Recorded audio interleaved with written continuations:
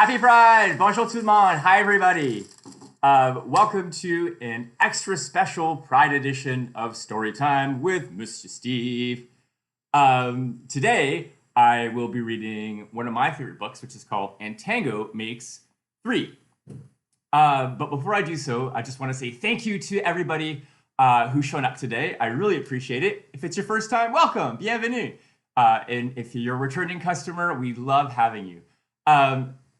I love this story, and I hope you do too. It's called, as I said, And Tango Makes Three. But a huge thank you to Simon & Schuster Books for Young Readers for giving me permission to read it. But before I get into this, if you do appreciate what I do here, I would love it if you give me a big thumbs up and click the subscribe button if you haven't already done so. But what is Pride? Why am I doing this? Pride is really about celebrating our differences and knowing that love comes in all forms, shapes, and sizes. And it's totally cool. But let me give you an example to make it a bit more clear. I love cats. Everybody knows this. But I also like penguins. Now, imagine for a second someone came and told you that, no, you can't love penguins. That doesn't make any sense. You can only love cats. That's silly, right? Unfortunately, there are people out there in the world who would actually want you to think that you can only love certain people. But I'm here to tell you that they are 100% wrong. You can be free to love and choose to love whomever you like. Because you know what? Love is love and should always be celebrated, never hidden or forced to hide. So really, that's what Pride is all about. And today's story is going to prove that. Without further ado, And Tango Makes Three. Oh, and it's written by Justin Richardson and Peter Parnell. It's important to give a big shout out to the people who actually made the book. And before I get into this, I just want all of you at home to know this is a true story, which makes it even more incredible. In the middle of New York City, there's a great big park called Central Park.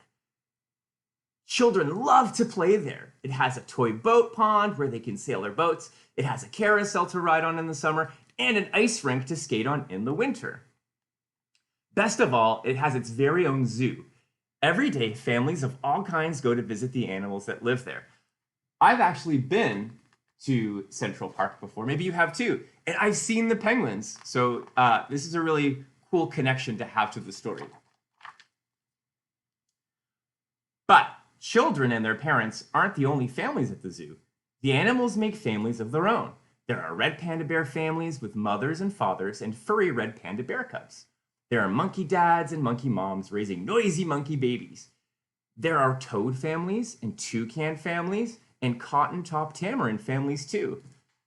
So there's lots and lots of different types of families. And I hope that you know that out there because there's not just one type of family. Maybe you think yours is the only type, but there are so many others. And that's what we're going to highlight in this story. And in the penguin house, there are penguin families. Oh, they're so cute. I love penguins. Every year at the very same time, the girl penguins start noticing the boy penguins. And the boy penguins start noticing the girls. When the right girl and the right boy find each other, they become a couple.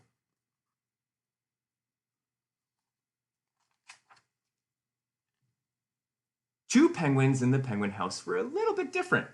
One was named Roy, and the other was named Silo. Roy and Silo were both boys, but they did everything together. They bowed to each other and walked together. They sang to each other and swam together. Wherever Roy went, Silo went too.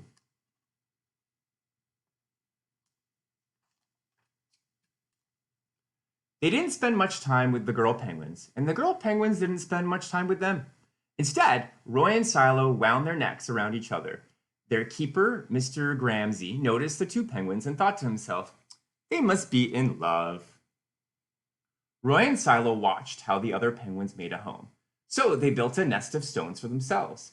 Every night, Roy and Silo slept there together, just like the other penguin couples.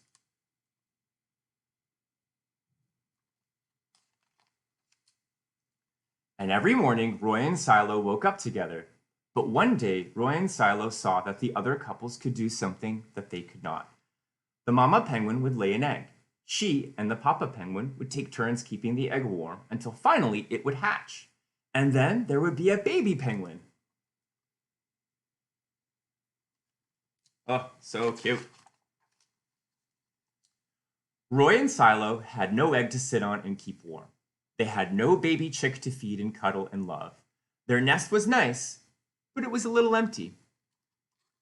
One day, Roy found something that looked like what the other penguins were hatching, and he brought it to their nest. It was only a rock, but Silo carefully sat on it and sat. Aww. So they really want to have their own little baby penguin, but that's kind of hard to do when you're two boys. And sat. When Silo got sleepy, he slept. And when Silo was done sleeping and sitting, he swam and Roy sat. Day after day, Silo and Roy sat on the rock. But nothing happened. You can't blame them for trying, though.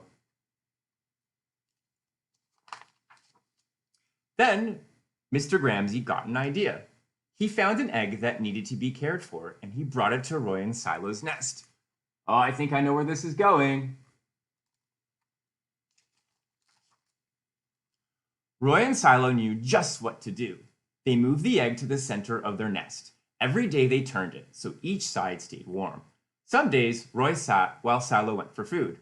Other days, it was Silo's turn to take care of their egg. They sat in the morning, and they sat at night. They sat through lunchtime, and swim time, and supper. That's devotion.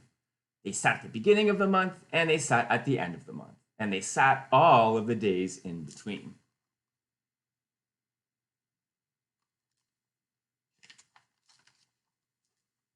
Until one day, they heard a sound coming from inside their egg. I think it's gonna hatch.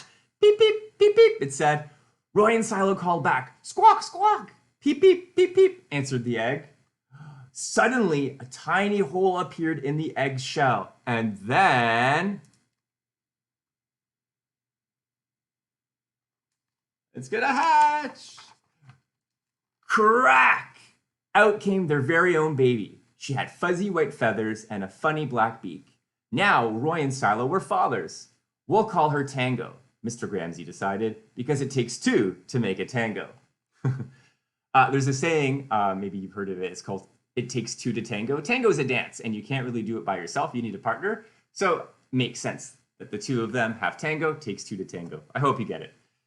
Roy and Silo taught Tango how to sing for them when she was hungry. They fed her food from their beaks. They snuggled her in their nest at night. Tango was the very first penguin in the zoo to have two daddies. And that's totally normal. Maybe you have two moms, two dads, a dad and a mom. Or maybe just your mom, just your dad. There's so many different possibilities, but they're all normal because they all surround each other with love. And love is at the heart of all those families. And that's what's really important. That's what matters. Soon, Tango grew strong enough to leave the nest. Roy and Silo took her for a swim, just like all the other penguin families. And all the children who came to the zoo could see Tango and her two fathers playing in the penguin house with the other penguins. Hooray, Roy! Hooray, Silo! Welcome, Tango, they cheered.